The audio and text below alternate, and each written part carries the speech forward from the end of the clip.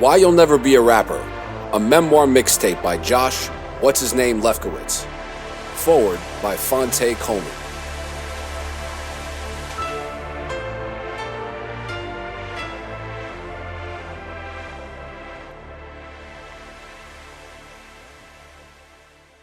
Chapter 16. I'm not him.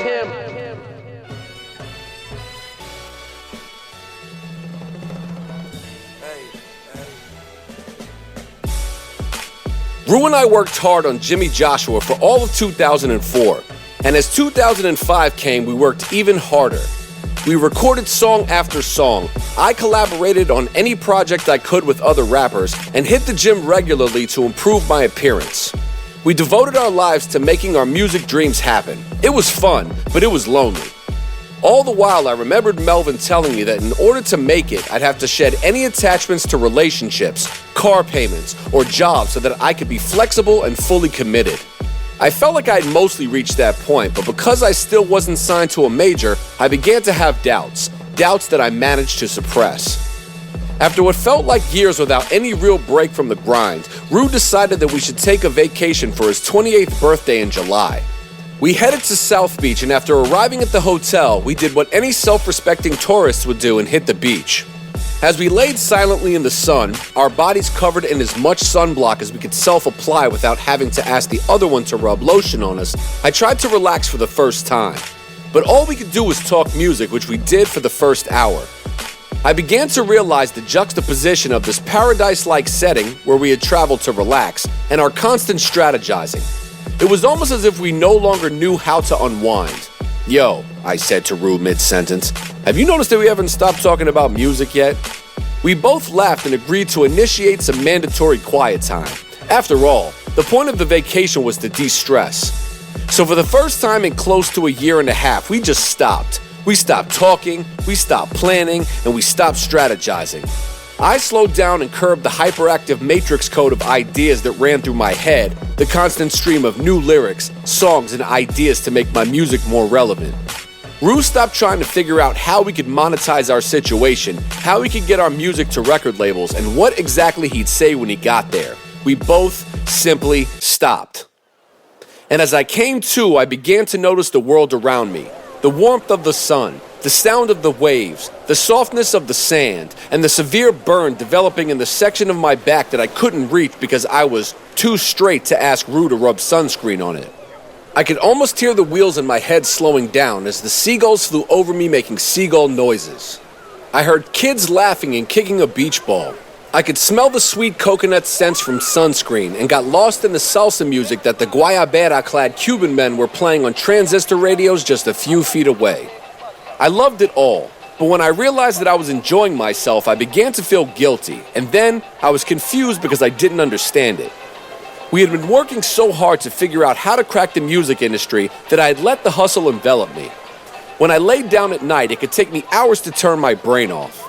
My thoughts were always racing, and it became apparent that perhaps I suffered from mild anxiety and that it could wreck my insides permanently.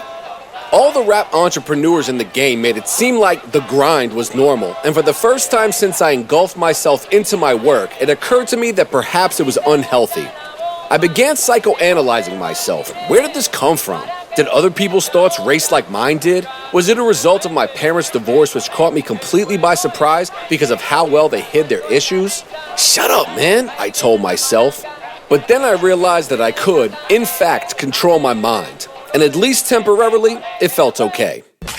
That night we relaxed. We smoked Cuban cigars, pounded Patron shots, and chased them with Heinekens. In an attempt to offset the alcohol, albeit far too late in the game, we ate like 12-year-old boys who were left alone in an Applebee's with their mother's Amex. Once the indulgence came to an end, our bodies decided we had had enough, mine more than Rue's. I puked my guts out all over South Beach, and he had to hold me up to prevent me from falling into Ocean Drive. I'm fairly certain that at one point in the middle of the night, I prayed to God, out loud, to help me stop feeling like I did. I'm not sure if it worked, but I woke up the next afternoon feeling just fine. Thank goodness for youth. After a quick bite, we headed back to the beach where I laid tranquil. My mind was clear and I felt like myself again. It was at that point an idea struck me. Yo, we gotta do a mixtape. Rue agreed calmly while sitting up and squinting from the sun. I went on a 5-minute rant about the songs we could use, what I'd record and why, and even gave him the title, I'm Not Him, the Mixtape. By the time I finished my soliloquy, I could see his enthusiasm was ignited, and I could almost see his thoughts racing from the expression on his face. Once it was clear what our next plans were, we laid back down silently. I expected further relaxation, but my rambling seemed to have restarted the matrix code in my brain. I couldn't shut it off. Rather than fight it though, I decided I'd let it rip in hopes that I'd get some mixtape ideas. But deep down, I was anxious. It didn't feel like excitement. I never admitted it to Rue, but I felt uneasy about my hyperactive thought pattern. Adding to the angst was the fact that I didn't understand how I wasn't bothered by it before this trip. It was like I'd bitten my lip and kept focusing on the swollen area in my mouth. Maybe it was some deep psychological damage from my childhood that made me feel a bit dejected. Or maybe it was that I was 28 years old and didn't have much more time left to cling to the idea of, I'm gonna be a rapper when I grow up. I decided the best course of action was to suppress the uncertainty and just move on. I had to, right? The mixtape planning process started from the second our return flight to LaGuardia left the runway. Because we didn't have any immediate plans to release an album, the mixtape would serve as the perfect vehicle for all the music I had been stockpiling for the last few years. Mixtapes were great because they didn't have to be overthought or overcalculated. They were a collage of random songs that helped to show the listeners whatever it was you wanted to show them without having to conform or worry about hit records, commercial radio, or impressing record label honchos. I was looking to show the world that I had a range of good music with good beats and good lyrics.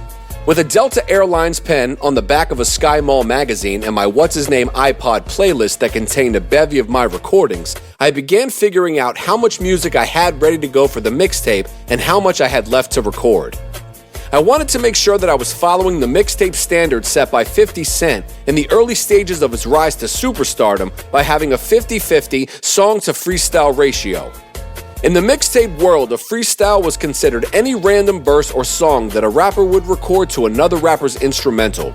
It was a good way for unsigned rappers to show what kind of songwriting range they had by displaying their lyrical skills over a familiar beat. Because the average listener only paid attention to songs forced down their throats by commercial radio, it was tough to get proper consideration when you were using beats that were unfamiliar to the average listener's ear.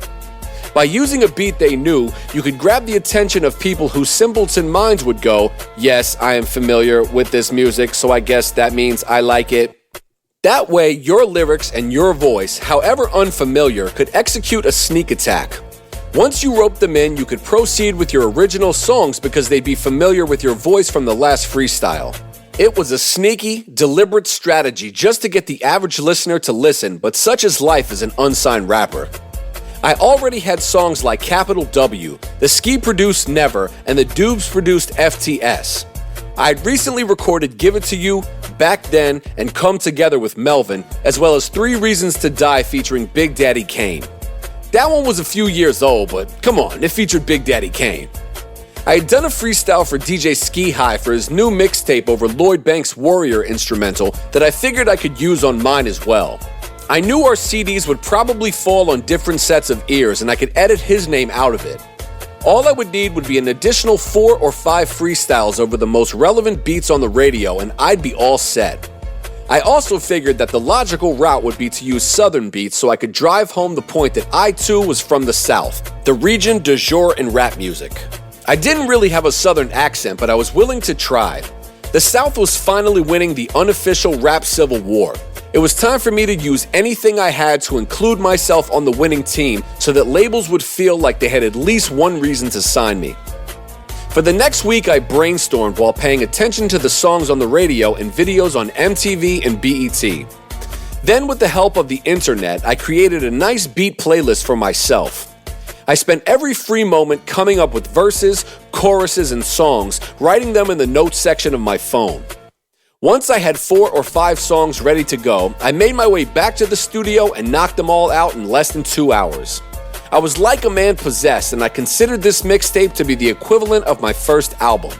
After all, I had never released more than 1 or 2 songs at a time. It was time to show the world that I could hold my own consistently for an album's worth of material. Any good mixtape started with an intro. For mine, I called anyone I knew with clout in the music industry and had them leave a message on my voicemail. Kane's message was classic, and though I wasn't particularly fond of him at the time, I had Ninth Wonder leave a message as well. At that point, I had no qualms with using anyone's growing reputation to boost mine. After all, it was the music industry way. I got a message from DJ Polo, who was a good friend and legendary DJ from NC, as well as up-and-coming artist Twip, who was starting to make some noise in the industry. To fully play up the quasi-sex symbol shtick, I had 3 female friends call and act like I wouldn't call them back. A little misogynistic in retrospect, but I was a rapper. I had to do what I had to do. I got Bro Rap to host the mixtape to make it sound official. He had been my DJ for as long as he had owned turntables, and he was my friend.